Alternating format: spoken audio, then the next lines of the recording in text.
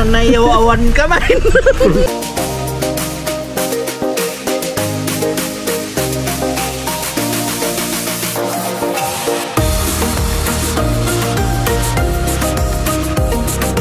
I-share natin kung ano yung mga materyales na ginagamit natin sa pagkikisame na maaari nyo rin hong gamitin. Mga kamusta, no? Di lutong kanin.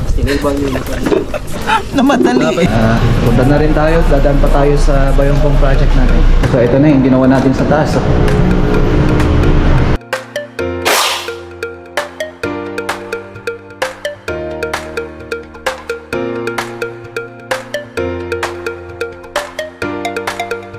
Ayan, magandang umaga.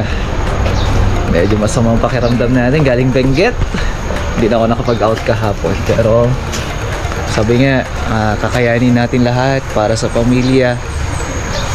Pamilya kasi hindi lamang yung asawa ko, yung anak ko eh. Pamilya ko yung mga tropa natin, mga worker natin, which is napakalaking bagay nila para sa akin. Kaya nga, bumangon pa din tayo, minamigraine tayo. Ayan, so kagaya nung nakita nyo kanina, ayan po ay magde-deploy tayo sa Aritaw project, mag-i-start na project natin. And then sa mga susunod na araw bukas, konting rest lang natin. Pupuntahan natin yung mga projects natin bukas dito sa Vizcaya, and then biyahe tayo ng Manawag. Pupunta na tayo sa Aritaw project.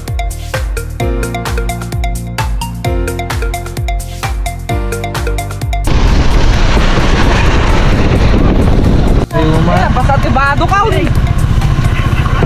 Sumakay na kayo dito, ayun ba?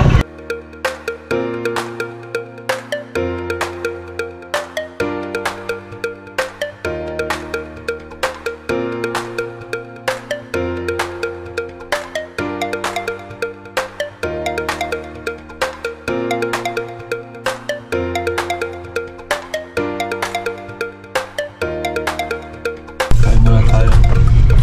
Gutom na ako.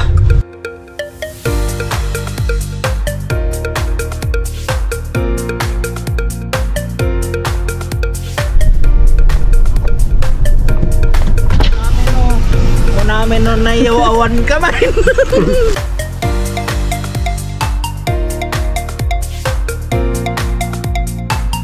na tayo sa Pinky. Papunta na yan, kaya pa na yan. So yun isang project natin. So yun yung pupuntahan natin ngayon. Ito bibiyahe din ng Manawag sa mga susunod na araw. 7. Akyat na kami ng Manawag.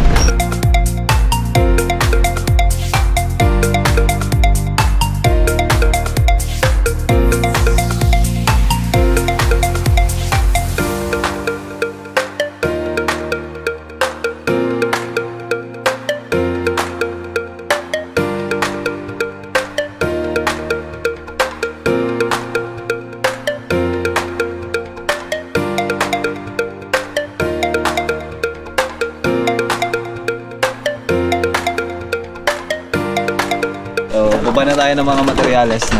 So ito yung proyekto natin dito sa Aritaw project natin kay Ma'am Jeresa. Ayan, so mag-i-start na ako tayo dito. Seal installation po yung una natin gagawin dito.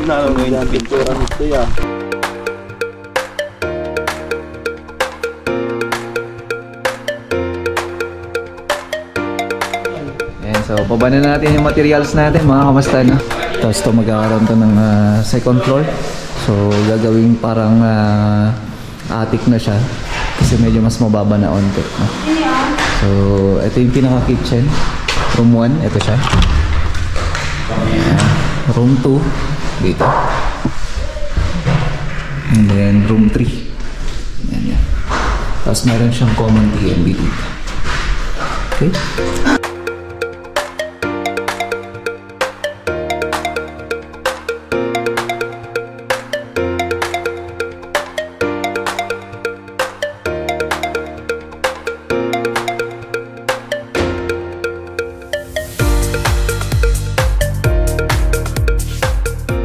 So sa ngayon mga kamusta, i-share natin kung ano yung mga materyales na ginagamit natin sa pagkikisame na maaari nyo rin hong gamitin, mga kamusta, no? Ito yung mga materials na nandito ngayon kasama nung ating board. Then susunod ay yung PVC panel din natin, no?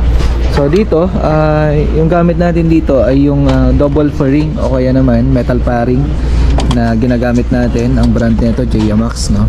So yung haba nito nasa 5 meters po ito. Then ang kapal niya ay 0.5. So meron din tayong 0.6. Mas mataas yung bilang, yun po yung kapal niya. So ganun po yung pagkuha natin ng kapal ng ating mga metal paring. 5mm mga kamusta, yun po yung 0.5. And then dito naman, carrying channel natin. Ito may haba to na 5 meters, no? Pag tinatawag natin na carrying channel by the word carrying, so yun po yung tagabuhat natin, no? So yung ginagamit natin dito na carrying channel ay ang kapal po niyan ay 0.7. So yan po yung ginagamit natin. So ang kagandahan nito yung pagkamakapal mas matibay. So naka-base lagi yung lakas dito sa may carrying channel natin. And then dito naman yung wall angle natin, corrugated type. So wall angle na kung saan ang haba nito ay 2.4 meters o kaya 244 centimeter. And then ito naman ang kapal nito ay 0.5. Kaya kung titingnan ninyo, ayan, hindi siya basta-basta mayuyupi.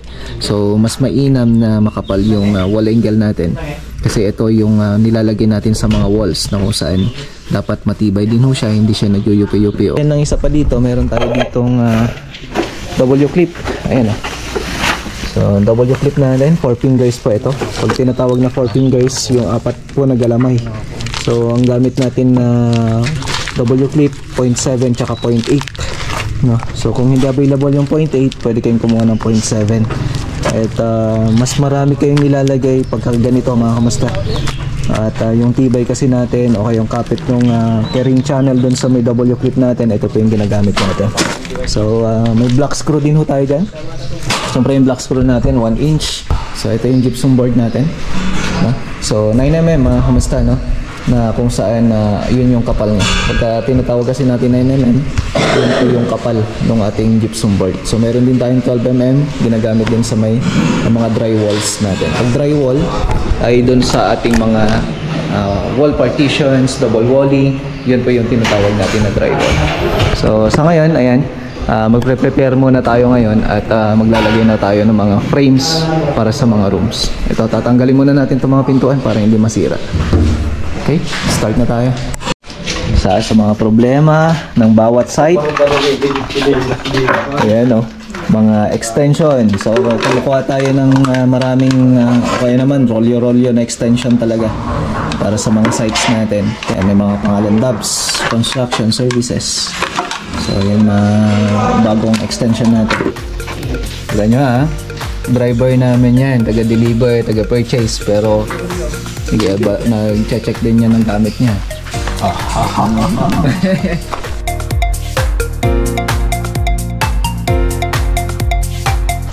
Kain tayo ng hindi lutong kanin. Namadali. Tapos may sili pa.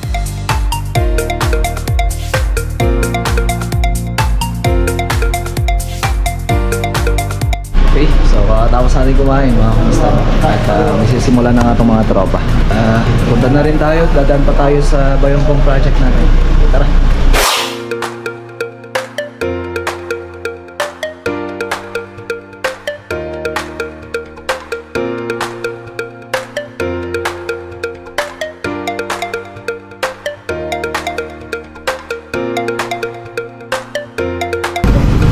Pasok tayo.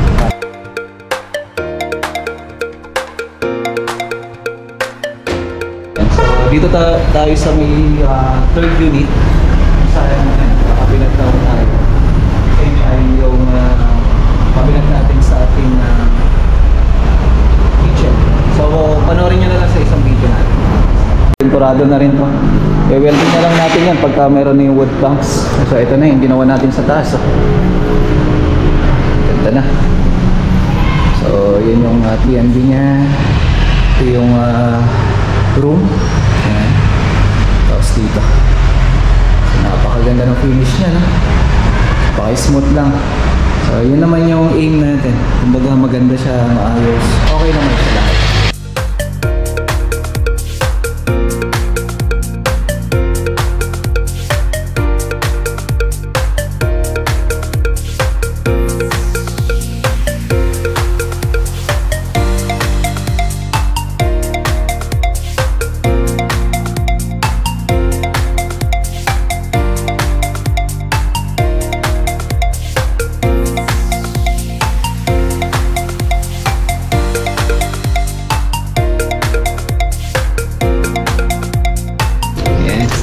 nakarating na nga tayo. Mag-e-end na tayo. And 4 PM na rin mga kamusta, no? Mamaya babali lang naman yung mga tropa. And then uwian na. So ayan. At bukas panibagong update tayo. Panibagong tutorial lang yung ating i-share. So kita-kita tayo bukas mga kamusta. Maraming salamat sa pagsama nyo sa akin. At sa panibagong project natin, maraming salamat po sa ating kliyente. God bless po. Bye!